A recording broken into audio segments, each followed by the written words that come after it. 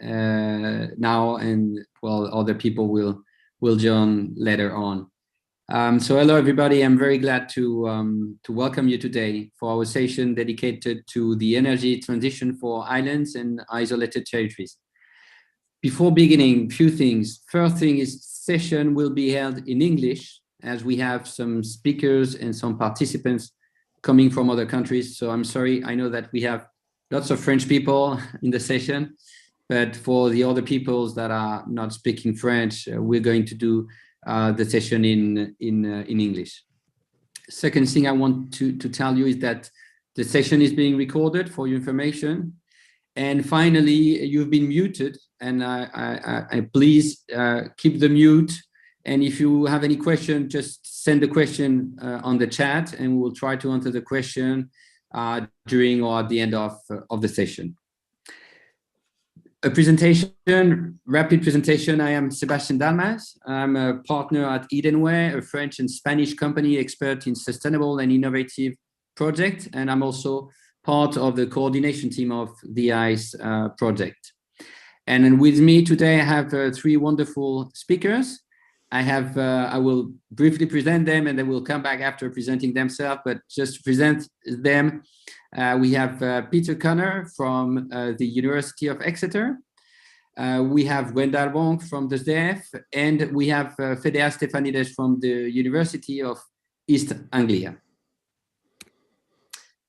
So regarding the agenda, as a preamble, and before going through concrete living examples and case studies, we will first focus on the global island energy issues and explain why we are now facing a new paradigm. Then we will go through different case studies and solutions, experimentations,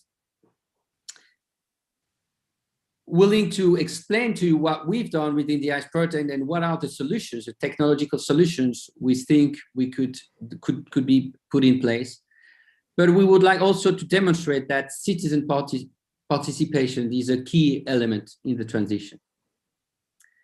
So to begin quickly, I will let Peter begin with the presentation of this new paradigm. Peter, I will stop sharing my screen, and if you can share your screen for your presentation. Okay, thank you.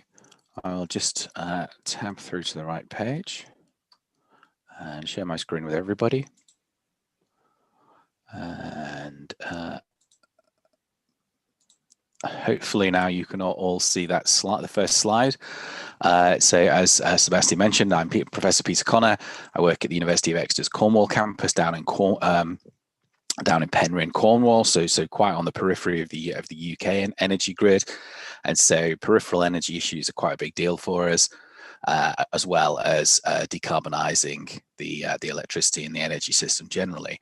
So basically, what I'm going to do is just give you a short run through of what we're looking to do with ICE and the new issues that are arising for energy use on islands.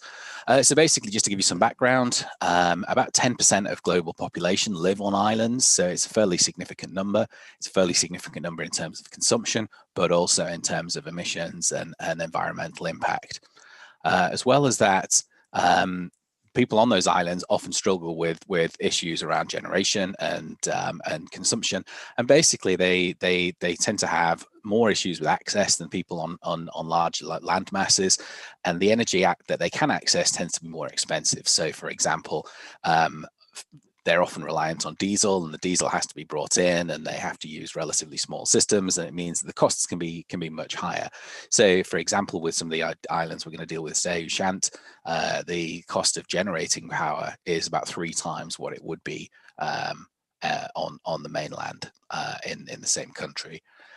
So often those islands are off the grid, and actually we say 10%, but we can go further than that, because a lot of the global population, although they don't live on an actual physical island, they live off the grid, and they live at a distance which makes it economically difficult to connect. So actually we're talking about a bigger fraction of the global population. Historically, options for coming up with alternatives to diesel for energy use have been pretty limited. So renewable energy has been relatively expensive, but that's started to change. And the fact that the prices of renewables are coming down so much so that they're competitive on large grids means that actually there's a lot of opportunity to use them on smaller grids. And so what our project set out to do, what the ICE project set out to do, was to basically look at how useful those renewable energy sources might be. Now, obviously, there's other key issues that come into play. If you're used to having diesel generation, it may be that you have relatively good reliability. And so if you want to replace that diesel generator with renewables, then you have to come up with ways to actually integrate those renewables into a system such that you don't suffer on the reliability front. You don't have large blackouts when there's no sun available or when there's no wind available. So basically, you're trying to apply these different technologies with other technological solutions so that you don't lose out on reliability at the same time as trying to sort of get costs down for your island energy generation. And there's a real potential benefit here from these ever cheapening, the price dropping renewable energy sources, combined with some of the smart approaches that we're seeing grow into the marketplace at the moment. So this is basically what we're looking at doing. So we looked at some islands, we looked at some other places as well, but what we tried to do in the overarching output from the project is to come up with a general methodology, which we then tested on Ushant, and actually we're testing it on some other islands as well now. Testing on Ushant off the coast of Brittany, and basically looking at whether that general methodology can be applied in a number of different places. And so this is now a piece of work that you can take off the shelf. It's an off-the-shelf guide for anybody who's interested in making their community or their island energy independent and smart energy capable. So this is available to anybody. Kevin, 7 key points that came out of our research in terms of the sort of the ways to achieve smart energy systems and smart energy islands is basically, I'm just going to run through them. So adopting new technologies. So the new renewable energy technologies are now so reasonably priced that they present a reasonable alternative to using diesel. And obviously it's going to depend on what resources, what renewable energy potential you have on your island. But this is going to be really key to making this change. Second thing that's hugely important, was really key to our research, was engaging with local communities. And Fideas is going to talk about this some more, but it's really important to have the community on board, to have them come with you on the journey. There's no point doing it if it's just you trying to be technocratic. It needs the community to buy in. You need to know what they want. You need to know what sort of changes they'll prefer, and that's hugely important. But it also, one of the key things for ICE is the importance of local enterprise as well. If people can see that there's those economic benefits from the energy transition where they live, it makes them much more receptive. If somebody is making some money 1,000 miles away, that's not going to give you the same effect. You want local people to see local economic benefits, and that means investing in their skills, investing in capacity, having more trained personnel who are actually going to deal with those new energy sources. The other thing that you have to do to get all this to happen is, of course, you have to think about finance. Where's the money coming from? Ushant's a particularly interesting case because of the French approach to socializing energy costs. But we have to deal with those different approaches. We have to deal with the real situations on all of these different islands, no matter which jurisdiction they're in. We have to consider how you can get hold of the money, how you can finance things, how you can get paid back if you make an investment. You have to be realistic about supply options as well. So not everywhere has good wind resources. Ushant, where we were based, where we were looking at, has fantastic wind resource. But not all communities will be receptive to that. We've been looking at a UK island which has good wind resource, but the local community just doesn't want wind energy. So you have to look at the technological potential, but also what the society that's on that island will actually tolerate and what they prefer. And of course, you also have to look not just at sticking a load of renewable energy on the island, but also, is it possible to apply energy efficiency first? This should always be the first thing you look at. Can can we get the energy consumption down? Can we improve energy efficiency? So if people are using a lot of heat energy, can we reduce that heat load so that we can reduce peak demand? So you look at that, but then you also look at the smart options and what your smart energy options are on that island. So those are the 7 key things that came out. I'm not going to run through this whole list, but these are the other things that we looked at, and there are different issues that we have to consider. And you can see there's quite a lot of them. There's a lot of different pressures on an energy system. And if you want to read about these in much greater depth, then the outputs from the ICE project will expand on all of these. So that's everything from me. I'm going to hand over to Gwendal now, who's going to talk about the case study we did on Ushant Island. Gwendal, over to you. Yeah, I'm actually making, just before no, don't worry. Thank you very much, Peter. Just before going directly to the case studies, what we've done, what we've experimented, and what we are actually experimenting, I'm just going to give you an introduction to the ICE project so that you can all understand why we've done this project, where we are, etc. So basically, the ICE project began in 2017. It's a 5 years project. ICE stands for Intelligence Community Energy. It is supported by Interreg France Channel. So we have a budget of 8 million euros for this 5 years project. As you can see, the consortium brings together different actors, researcher. So you've seen Peter from the University of Exeter. We have Fedea from the University of East Anglia. We have also the University of Plymouth. But we also have some business support organization in France and in the UK, clusters, regional development agencies, and also SMEs supporting the project rollout and promoting this European cooperation. So why the ICE project?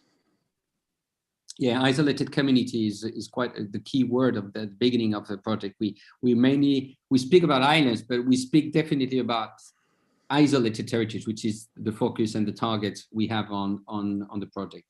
And as Peter has already explained, islands and isolated communities face unique energy challenges. Many islands have no connections to wider electricity distribution systems and are dependent on important energy supplies, and typically fossil fuel driven, as you know. Moreover, the energy system that isolated communities depend on are less reliable, more expensive, and carbon emissions are much higher than mainland grid systems. So in response to these problems, the ICE project considers the entire energy cycle, which means from the production to the consumption of the energy, and integrates new and established technologies in order to deliver innovative energy system solutions, which is the aim. How can we develop, how can we promote new smart energy solutions for these isolated territories? So the ICE implementation, basically what we've gone through is what we wanted first, and what the ambition was to improve, develop, promote new, smart, optimized, and appropriate solutions, integrating, again, like Peter has explained, low carbon renewable energy sources, which is the key at the end. And secondly, improve energy efficiency for isolated territories, which means it's not only adding new technologies, but it's also trying to see with what we have at the moment, how we can refurbish, how we can better the use of energy in these isolated territories. So we've had 2 key implementations, 2 key experimentation on isolated areas on the project. The first one is on the Ushant Island, and the second one on the campus of East Anglia.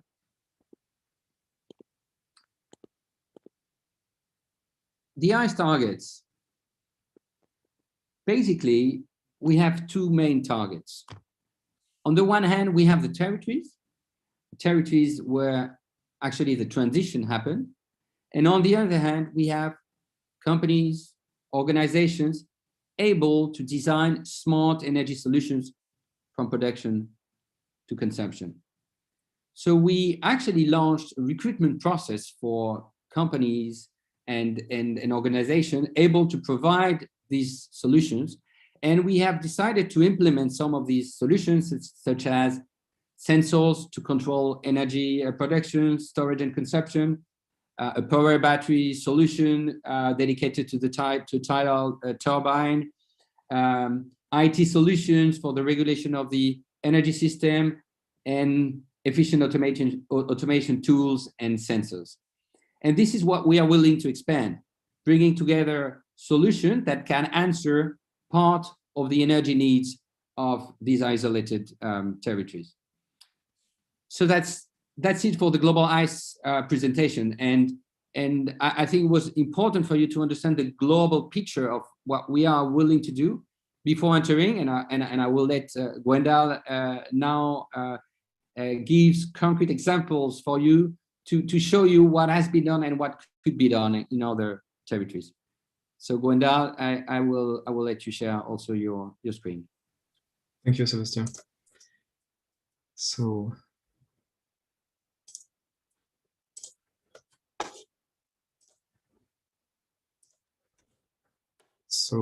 okay, I just set up. Okay. So hello everyone. My name is Gwendal Vonk. I'm a project manager at the SDEF. The SDEF is the Energy and Equipment Association of Municipalities of Finistère, France. The historical action of the SDEF is to manage and develop the electricity network owned by the municipalities. And lately, the SDEF is developing projects for municipalities such as renewable installation or energy management actions in public buildings. So my presentation is about the island of Ushant, or Ouessant in French, one of the experimental sites of the ICE project. I will first of all give you some background information about the island and the genesis of the energy transition currently operational within the island. And I will then present the global approach of the energy transition, which conducted to the current ICE project. So what are the key elements of the Ushant Island? The island is located about 25 kilometers to the west of mainland France. The island surface area is about 15 square kilometers.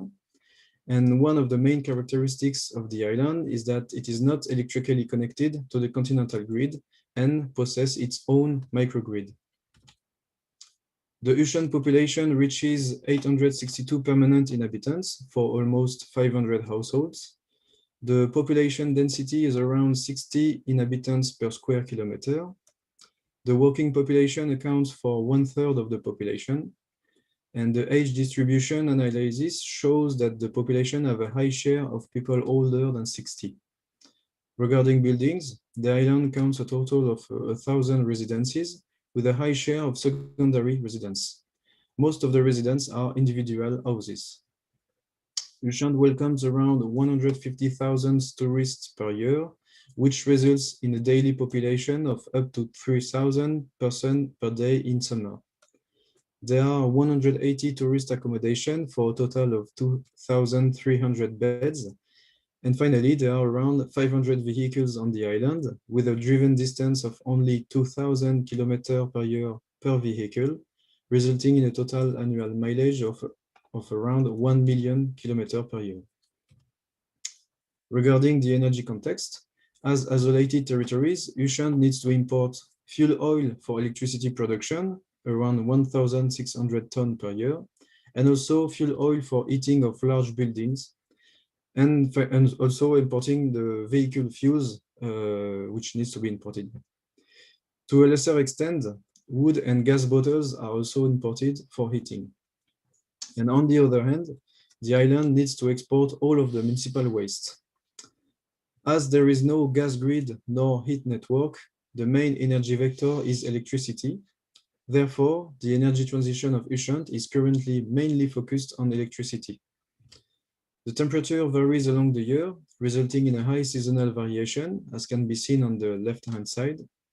This graphic shows the monthly electric consumption over a 7-year period. We can clearly see the peak in winter and the small summer peak. One of the particularities of the microgrid of the island is that until 2016, it was only based on fuel oil generators. In order to ensure the security of the electricity supply, there are redundant generators, resulting in a high production cost, around 400 euro per megawatt hour, while it is only around 660 euro per megawatt hour in France. So I will now let I will now let you a short interview of the mayor of Ushant. Alors la politique énergétique d'Ouessant, moi je dirais un petit peu comme partout en France, pendant longtemps on ne peut pas dire qu'il y en avait, parce que la politique énergétique n'était pas définie au niveau communal, ou très peu. À Ouessant, ça a démarré, je pourrais dire, il y a plus de 10 ans maintenant, 10, 12, 15 ans, avec une problématique particulière, c'est que Ouessant n'est pas raccordé au continent, sur le réseau national électrique. Donc cette question a été posée. Alors elle a été posée la première fois quand la centrale a été rénovée, parce qu'elle polluait beaucoup, elle n'était plus aux normes. Et là, la question s'est reposée avec EDF de savoir si Ouessant serait raccordé ou pas au continent. Donc cette hypothèse a été écartée. Et je dirais que moi, en tant que maire, c'est à partir de ce moment-là qu'on a commencé vraiment à réfléchir sur la politique énergétique qu'on pouvait mettre en place.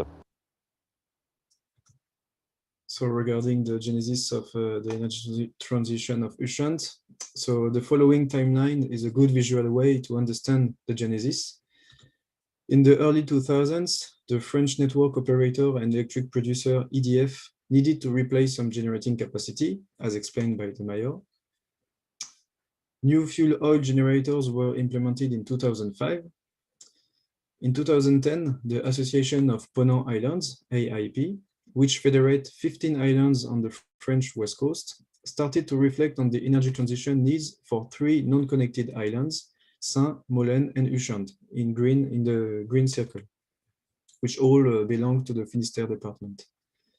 In 2012, a first program called General Interest Program was set up to help undertake house renovating activities with a financial and technical support to the property owners. This program has been renewed and is still operating today. In 2015, the Association of Ponant Island was granted 2 regional and national programs. The Local Energetic Loop and Positive Energy Territory for Green Growth, for a total of 600,000 euros to benefit to the islands of Finistère. These programs led to actions such as the replacement of street lights by LED bulbs, promotional campaign for inhabitants and visitors. And on the right, there is an example of stickers distributed to hostel and other tourism accommodation. As a result of these 2 programs, the energy consumption and therefore the CO2 emission decreased by 25% within the 3 non-connected islands. So here another intervention of the mayor of Ushant.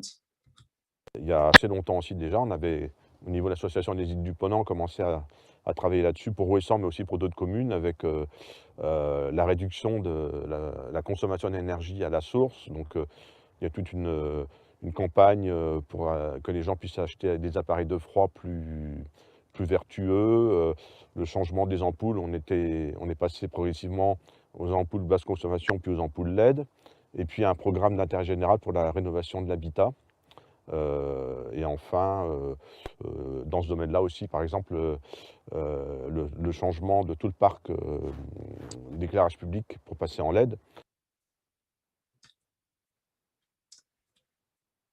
In 2016, as part of the new French governmental energy multi-annual program, for the period 2018 and 2023, the islands set ambitious strategic objectives for their transition, aiming to reach 100% renewable by 2030, with a first milestone of 50% by 2023.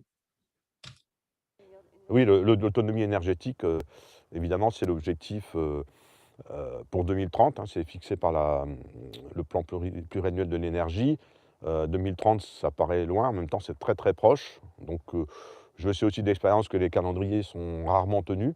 Mais en tout cas, ils ont le mérite de donner un objectif qui se fera d'ailleurs en 2 étapes si notamment le projet phare marche bien. Il y a une première étape en 2022, 2023 et puis une étape ultime qui ne sera pas la plus facile d'ailleurs, 2030. Ça dépendra voilà, de l'évolution aussi des technologies, parce qu'on sait que les énergies renouvelables, il y a toujours le problème du stockage, il y a la gestion des réseaux. Mais c'est ça qui est intéressant, c'est qu'il y a l'ensemble du dispositif qui doit être mis en place à Ouessant, de la production jusqu'à la consommation. Et le champ des possibles est grand, parce qu'il y a beaucoup de choses qui peuvent se faire et pas simplement produire de l'énergie renouvelable. And besides these initiatives was the European Interreg-funded project called MERIFIC, which aimed to identify specific opportunities and issues faced by peripheral and island communities in exploiting marine renewable energy resources. Ushant was one of the pilot sites for the project, and the outcome of this initial project brought the idea of a tidal turbine for Ushant. This in turn led to a new funding application for the ICE project to look further into the development and implementation of innovative energy production solutions for isolated territories. A 250 kilowatt tidal turbine is currently tested during the ICE project. In 2017, the first renewable plant in Ushant was installed. It is a 54 kilowatt photovoltaic installation on the sports hall roof, contributing to save every year more than 20,000 liters of fuel. Donc voilà, en gros, comment se sont posées les pierres de cette politique énergétique. Et on sent bien justement que dans tout ce qui est fait, il faut de la cohérence. Il faut avoir un projet global et non pas des espèces de gadgets technologiques. Ben, un jour on parle d'hydrolienne, le lendemain on parle de LED. Tout ça, ça mérite une cohérence. Donc je dirais que ICE nous aide aussi à mettre cette cohérence, à croiser les projets et puis leur donner une logique globale. So now I will present you the overall approach to reach 100% renewable energy on the island, and more particularly the role of the ICE project in developing a smart grid on Ushant. So the historical view of electric supply is that the consumption controls the production. The power plant has to ensure the stability and the quality of the energy, as well as be able to respond to high loads, as highlighted with the consumption profile on the right. When the production is based on different renewable energy sources, which are barely or not controllable, there is a need to radically redesign the supply system. For Ushant, the implementation of new renewable capacities goes along with the implementation of an energy management system, or EMS. In this configuration, the power plant still has to respond to the load. The purpose of the ICE project is to implement a communication network based on low-range radio transmission, which uses the LoRa technology. This network will allow the transmission of information in both directions, from the production toward the load using connected objects, and from the load toward the production with the use of sensors and consumption monitoring. The LoRa technology has been chosen as the SDEF aims to offer smart grid technologies to rural cities which do not have high-tech communication network nor comparable financial means than large. I do it over.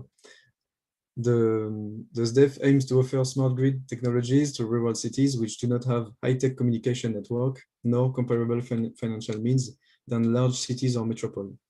The important point is to note that all the infrastructure is the property of the SDEF. Therefore, the data remain within the municipality perimeter. The main core of the LoRa network is focused on public buildings.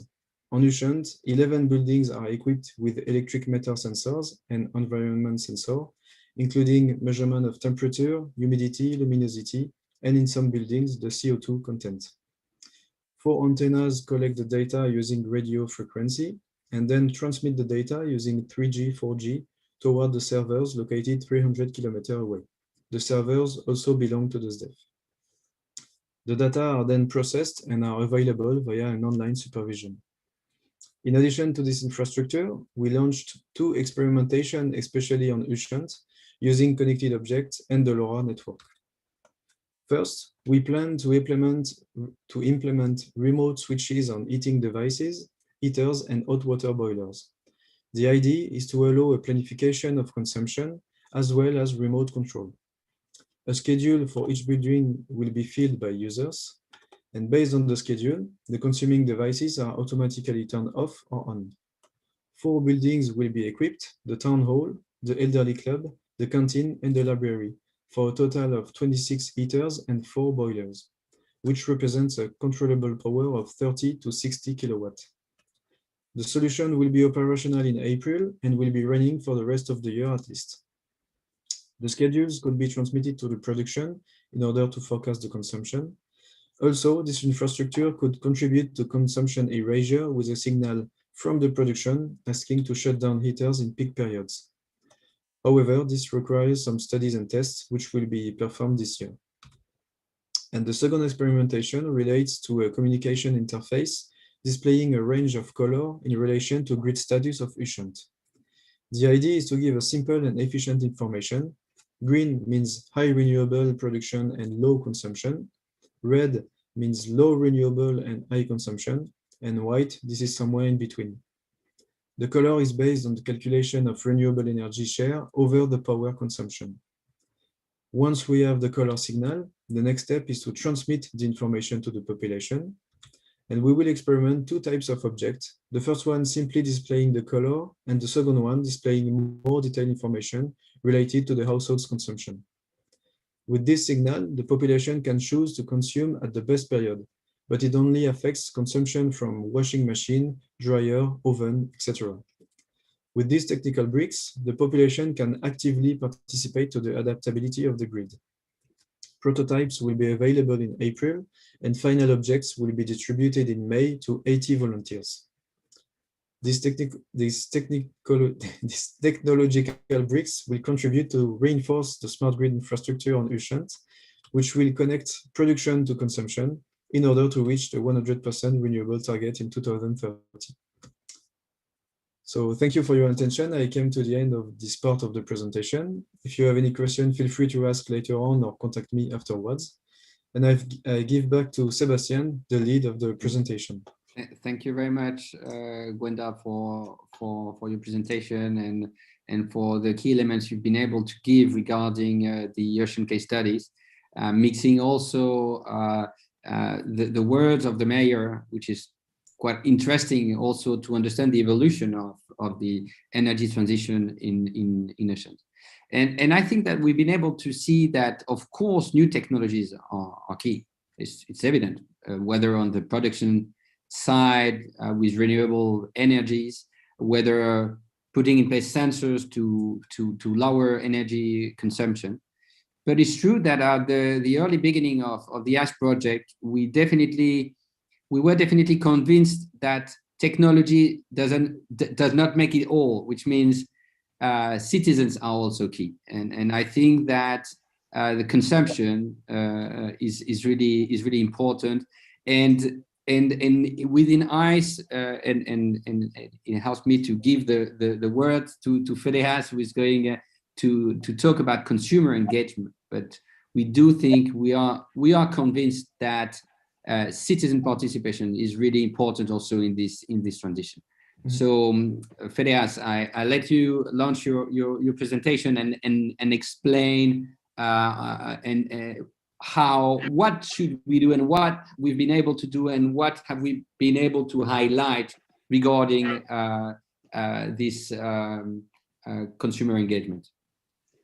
Thanks, Sebastian. Thanks, Gwendal, Peter, for this excellent introduction to the ASH product and especially to the technological features of our intervention on the island of Ushant.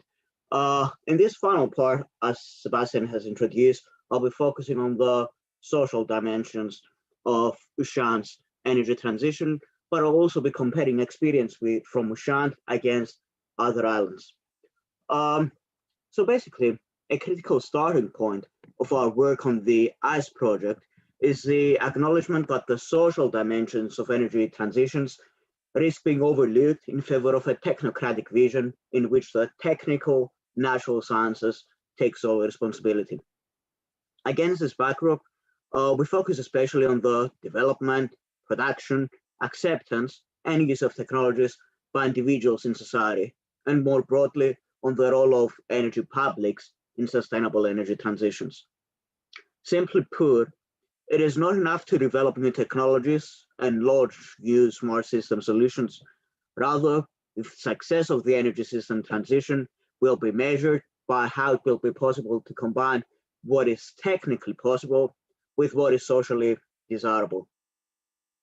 These understandings might appear somewhat radical to the technocrats amongst us today, but transforming energy systems is a fundamentally social problem as well. Where once citizens would have been seen as passive consumers with little role in broader energy systems, they have now become a central concern for those interested in building more sustainable futures. Indeed, some have begun to suggest that we currently live in an age of participation, an age of energy democracy. There are three key rationales for involving the public in energy transitions. First of all, there's a key instrumental rationale, an assertion that effective participation makes technocratic decisions more legitimate by restoring public credibility, by refusing conflicts, justifying decisions, and limiting any future challenges. Second, there is a substantive argument that non-experts should be involved in decision-making because they see problems, issues, and solutions that experts might miss. Third and finally, there's a normative commitment to just transition principles, a series of democratic ideals calling for maximum participation and for allowing everyone affected by a decision to have influence over decision-making. Past experience has helped us develop a sound understanding of what works well and what works less well when engaging islanders in energy transitions and society in general in energy transitions. Through a comprehensive review of 19 island case studies across the globe, we were able to identify multiple contextual, procedural, and objective related issues underpinning meaningful public participation. Indicatively, the most successful case studies involved projects and specific interventions that were driven by and catered for local actors, accounting for energy user views and priorities, and providing broad community benefits, capitalizing as well on pre-existing experience and institutional commitment to public empowerment, well-resourced and skillful management of public engagement activities, working with communities that are willing to accept changes and possibly to compromise on certain issues, the perfect alignment of the objectives of policymakers, product developers, and host communities, and last but not least, commitment to core energy democracy principles, such as allowing everyone affected by decision to have influence at all stages of product development. The Danish island of Samsø is an exemplary case study of public participation. Samsø has received worldwide attention as the first ever 100% renewable energy island, with multiple commentators attributing the island's successful energy transition to extensive local involvement. Community energy is a keyword in Samsø's energy strategy, as people have been put at the heart of the local energy system, being brought together from the onset of the transition process to take democratic action by understanding, generating, owning, using, and saving energy in a participatory manner. The remote Greek island of Delos is also an exemplary case study of meaningful public participation in island energy transitions. Delos has been the focus of one of the first ever upstream participatory appraisals of island energy transitions, with the research consortium delivering the project inviting the locals to contribute to decision-making around their energy future on the basis of deliberative and multi-criteria mapping methods. Specifically, rather than imposing specific technological solutions on the island, the researchers working on the Delos Horizon 2020 project brought together specialists and islanders to appraise a diverse array of energy future scenarios. This evaluation process comprised of two parallel engagement strands, one for a representative sample of citizens and the other for concerned specialists, with the strands converging midway through and at the end of the process. Through this process, participants selected and or defined future energy options to appraise, developed a set of self-defined criteria against which they would appraise these options. They scored the performance of the options against their respective evaluation criteria, and finally, they collectively reflected on their evaluations, deliberated around differences, and concluded on mutually agreed courses of action. In simpler terms, the Delos energy model is something that has emerged through mutual agreement by both stakeholders, specialists, and the locals in Delos themselves. This exemplary case studies I have introduced thus far offer useful insights informing the development and the evaluation of the consumer engagement agenda of the ICE project for the island of Ushant. But how exactly do we go about engaging the public in Ushant? How does our approach to participation compare against island transition elsewhere? Have we managed to effectively engage the public in line with such exemplary case studies? The remainder of my talk explores these key questions, describing and evaluating public participation in Ushant's energy transition to open up discussion on meaningful public participation in islands in general. To kick things off, I will show a short clip from an interview with the mayor of Ushant, who provides a brief overview of how and at what level Ushant's population has been involved in the energy transition. La perception des habitants, là aussi, c'est comme les élus. Je veux dire que les gens, pendant très longtemps, tout ce qui les inquiétait d'un politique énergétique, on les comprend, c'est d'avoir l'électricité. Sur une île comme Ouessant, l'électricité, elle arrivait très tard, elle arrivait dans les années 50. Donc, beaucoup de gens ont la mémoire d'une vie sans électricité. Donc, je dirais que je ne posais pas beaucoup la question au niveau de la population sur l'origine de cette électricité, même si on savait que c'était une centrale et que progressivement, on a pris conscience que c'était pas forcément la meilleure solution écologique. Mais enfin, en tout cas, je pense que c'était pas une préoccupation première des gens. Donc, c'est vrai qu'il a fallu commencer à leur expliquer qu'il était temps de passer un petit peu à autre chose. Ce qui est difficile, d'autant plus, c'est que vous n'avez pas entre guillemets, l'attrait financier. C'est facile de dire aux gens, écoutez, vous paierez votre électricité 2 fois moins cher si on passe au photovoltaïque. Mais vous savez très bien que ce n'est pas le cas. Donc, il y a une vraie prise de conscience de fond, et c'est ça qui est intéressant, qu'on doit mener avec les gens. Donc, il y a eu beaucoup de réunions publiques, il y a eu aussi des enquêtes qui montrent globalement une perception favorable des gens, parce que ils se rendent compte aussi de plus en plus qu'on vit dans un environnement un peu privilégié qu'il faut préserver. Donc tout ça, je dirais qu'on est en plein dedans, on est en train de continuer à mener cette pédagogie envers les gens. Après, les perceptions, elles peuvent être différentes aussi selon les domaines. Il faut faire attention de ne pas faire non plus uniquement de l'écologie punitive. Ça ne peut pas fonctionner comme ça.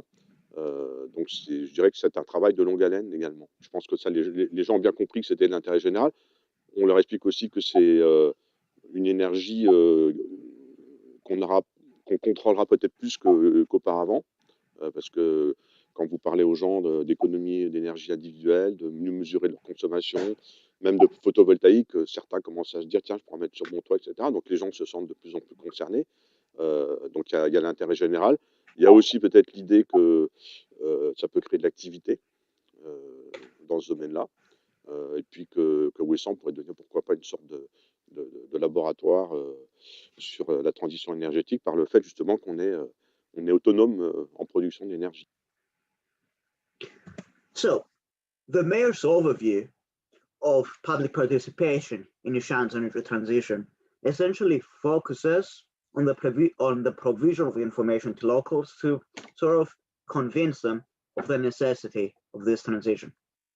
Indeed, as part of our work on the ICE project, we have focused our efforts on providing information to locals. This has involved disseminating information leaflets, organizing public workshops and meetings to present up-to-date on the project and inspire locals to play their part in Ishan's energy transition, inspiring and facilitating classroom discussions and interactive activities to explore Ishan's sustainable energy future and progress towards decarbonization.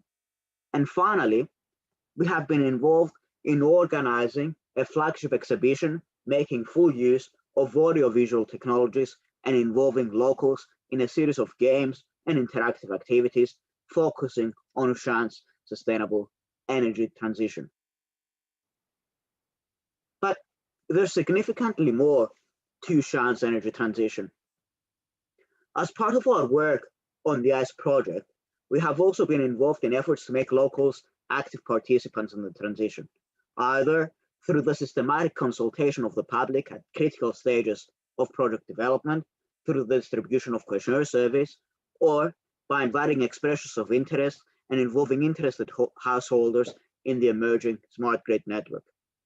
Most importantly, against the backdrop of public participation agendas that fail to engage the public at an upstream stage of project development, Ishan's energy transition seems to manifest itself as one that is kind of democratic as well, with a number of locals themselves initiating the transition process in the early 2000s. Specifically, the journey of public participation in Ishan's energy transition began almost 20 years ago. The trigger was a need by EDF to replace some generating capacity. Environmentally conscious local citizens were well aware of this, and alongside Ishan's mayor and stakeholders from Conciergerie Générale du Finistère, wanted EDF to invest in the renewable generating capacity rather than simply replace the traditional fossil fuel units. A decade later, and on account of significant technological developments, the system and its stakeholders finally started responding to these calls, providing a fertile ground for the initial mobilization of the local citizens to grow.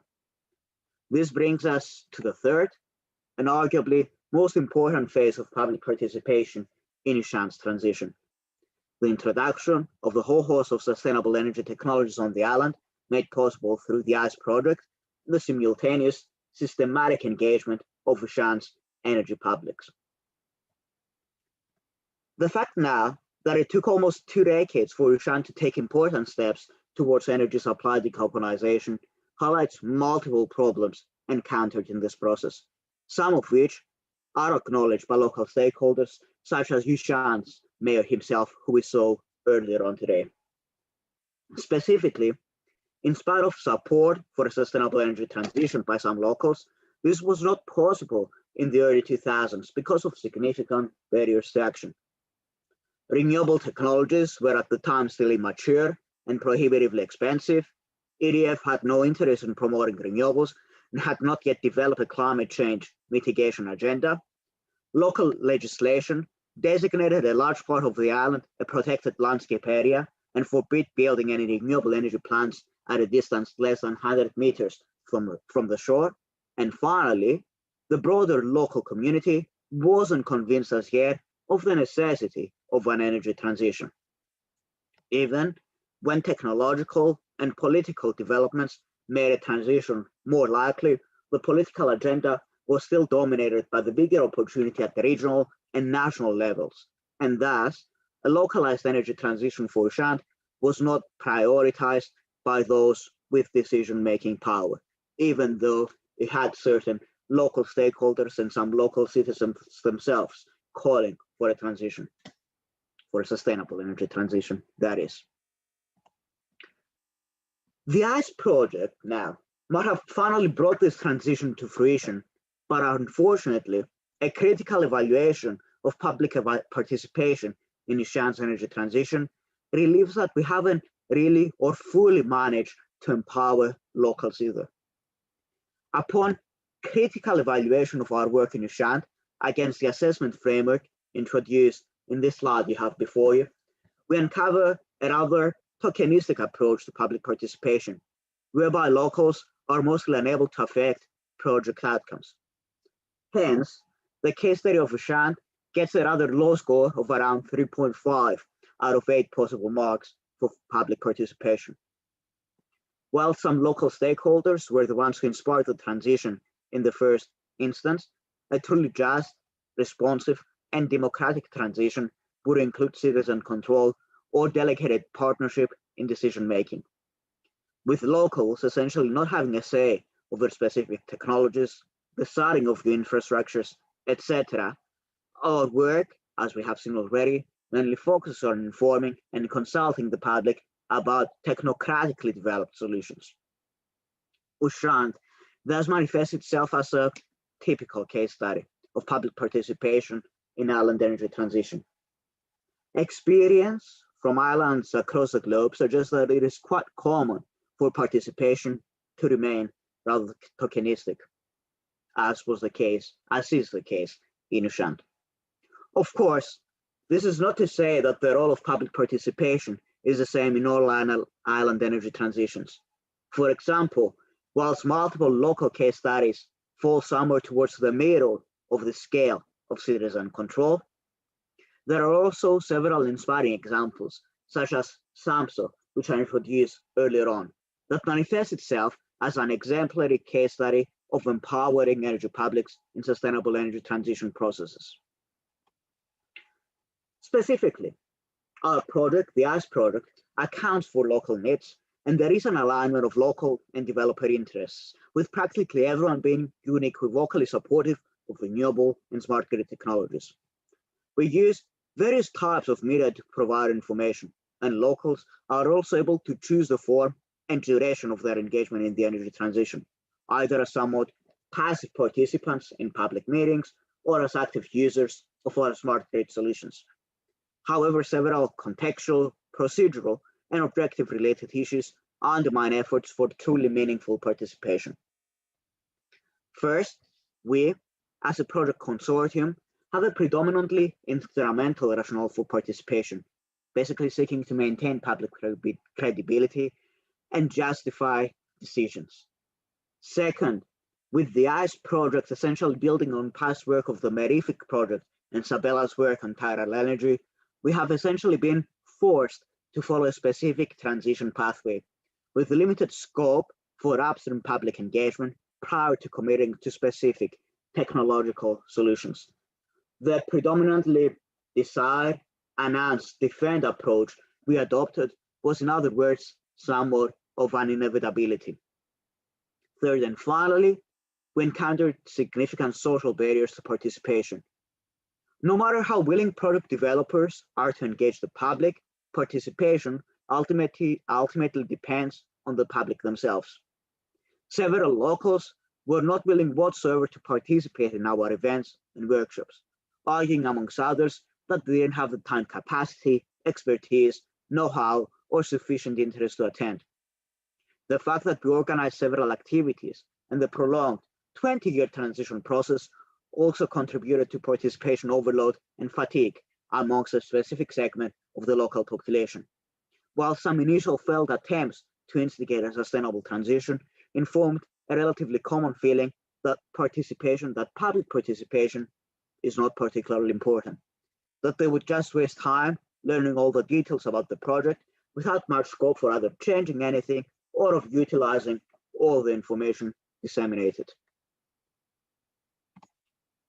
Now, in my penultimate slide, I introduced a couple of findings from a questionnaire survey we conducted on the island, which basically highlight the idea that locals themselves weren't interested in being more active in this transition process. The two findings summarize key findings from a survey we carried out in December 2019, which involved around 10% of the local population. And these findings are quite telling of how locals might be overwhelmingly supportive of sustainable energy solutions on the one hand, but they're considerably less interested in active or upstream participation. The graph on the left-hand side demonstrates that up to 78% of the participants in our survey had not attended any events concerning Yushan's energy transition. Quite similarly, around 50% of the local population are not interested whatsoever in adopting a community energy approach to the management of Yushan's energy system. Hence, we might argue that our approach to public participation in Yushan was both inevitable and contextually appropriate. This somewhat tokenistic model of participation is appropriate given local circumstances and local interests and preferences. Even if we did invest considerable time and effort to empower the public more, this probably wouldn't have much of an impact. The wider context of Yushan's transition is unconducive of this, and locals probably wouldn't be interested in supporting our efforts in a more active manner, even though they are overwhelmingly supportive of the sustainable energy transition as a whole. So in conclusion, I feel that Yushan's experience of public participation in energy transitions can inform 4 key conclusions. First, complete energy democratization and upstream public participation, as was the case in SAMSO or Delos, is definitely ideal, but might be unrealizable in practice. A whole host of issues, such as those encountered in Yushan, might undermine even the most ambitious participation agendas. Second, arguably suboptimal forms of participation could in reality be the only option, but they should still remain an option and should be prioritized by project and technology developers. Even when participation doesn't fully empower locals, it does, at the very least, legitimize and justify decisions, or even inspire action at the individual level. And Yushan's case study testifies to this argument. Third, we believe that effective public participation involves adopting contextually appropriate techniques rather than best practice guidelines, because these aren't applicable universally. It involves responding to local contexts and respecting engagement cultures. And that's what we have tried to do in Yushan. Fourth, and finally, and more broadly, experience from Yushan confirms the need to think of energy transition in both technical and social terms. For ultimately, our projects and important elements of their development depend on social factors, especially when we expect host communities to use our smart grid equipment and actively support or inform energy transitions. Thank you. Thank you very much, Fedeas, for letting us understand the importance of social aspects in the energy transition and the need to empower citizens so that they can, not only agree, but also act. I actually like your fourth point on the conclusion of the need of a combination of socio-technical solutions to achieve this energy transition. So thank you very much, Fedeas, Gwendal, and Peter. We are everybody coming to the end of our session. So what we aimed during this session was, of course, giving you a better understanding of what we've done within the ICE project, highlight case studies such as the one in Ushant, share, as Fedeas has just done, the importance of islanders' engagement and participation.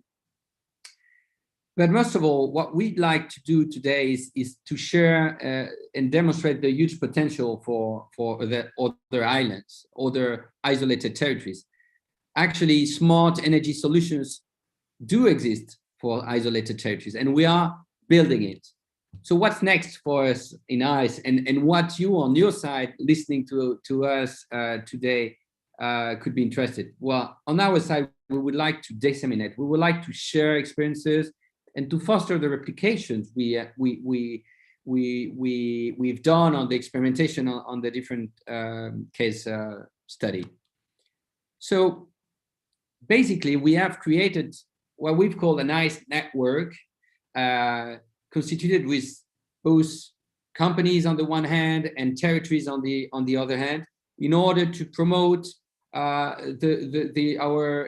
experiences and solutions, better the solutions and the methodologies we have been able to develop, test and demonstrate the reliability of the methodology and the solutions, and disseminate the service we've gone up to.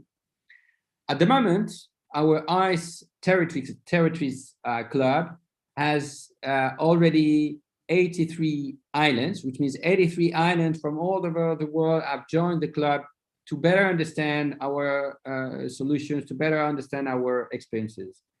And at the same time, we have built a network of ICE companies. We've named them ICE companies because we have selected and labeled this company, and we already have 25 companies who have joined this network.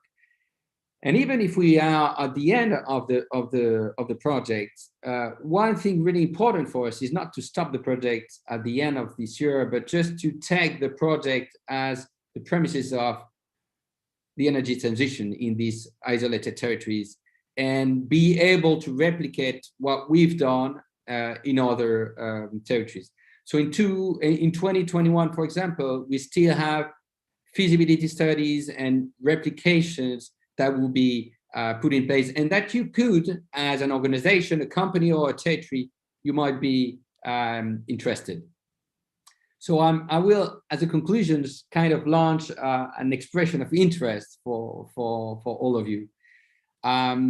If you are an island or an isolated territory, if you are a company, an organization able to provide with smart energy solutions for islands, so please contact us, join the network, and we will be very pleased to let you know more about the project. Today we've given you some good ideas of what we've done, but we have plenty of information that we would like to share with you, and we are pretty sure that together we can go ahead and keep on finding, developing, and implementing these solutions. So please feel free to contact us. You have here our details, and we will be very pleased to share with you all the information we have and try to see how we can go further together.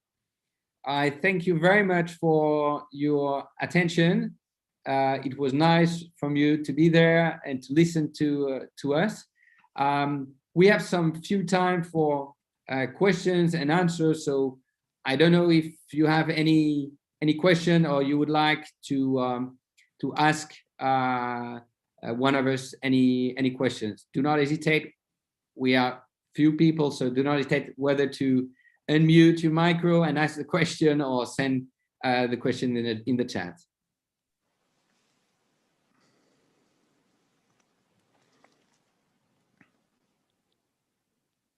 Nope. Nobody wants to start?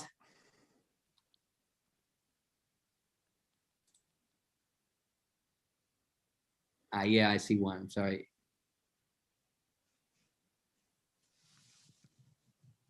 I don't know, John, if you're still there and you want to express what you've written in the chat.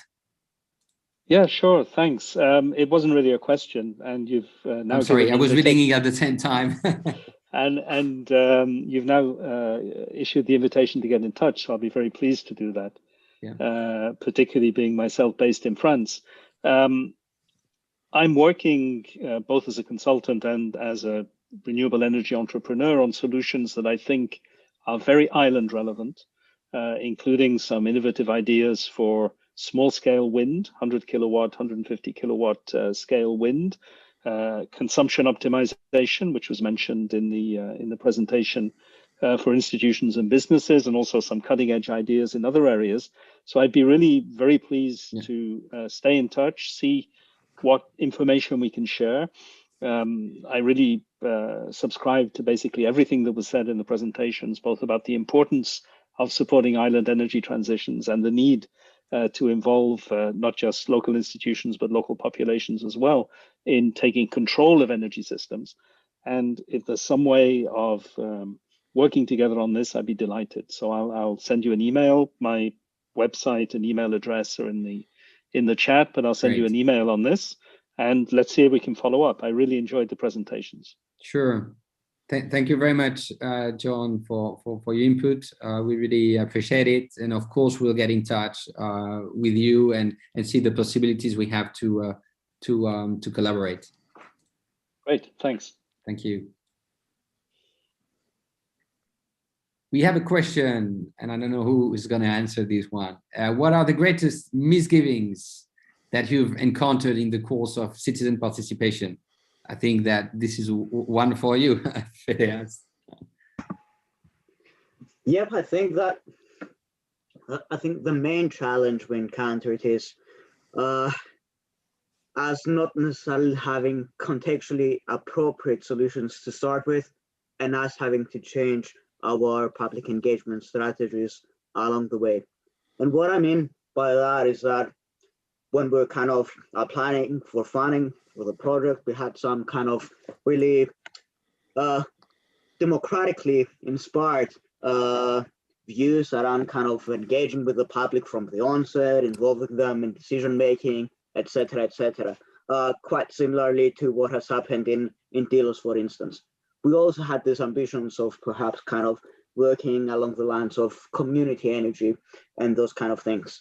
But I think that the main challenge we have encountered with citizen participation is the fact that locals weren't that interested in being so actively engaged in the transition process. They're really interested, some of them at least, are quite interested in attending some public meetings, in learning about what's happening as part of the project, about the new technologies, etc., etc. Others are also kind of excited about being actively part of the smart grid network by kind of agreeing to have certain smart grid devices installed in their houses.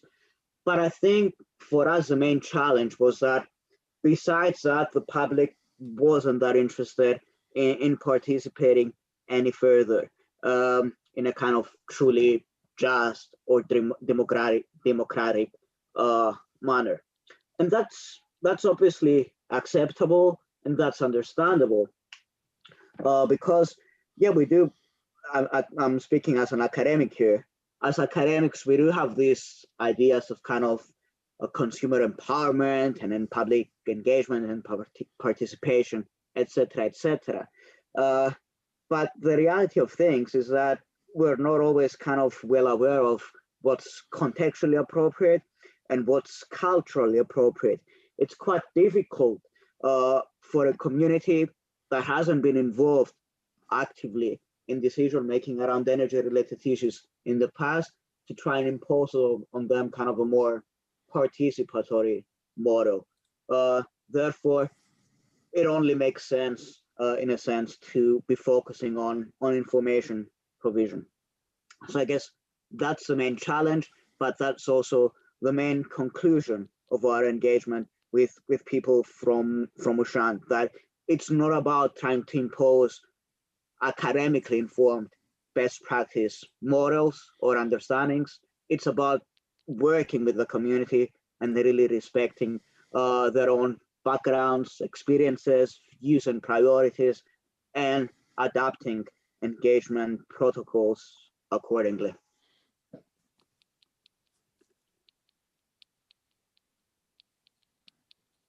Thank you, Farias. Yeah, I see. Thank you for your answer. Is written on the chat. Any other question or comment before closing our session?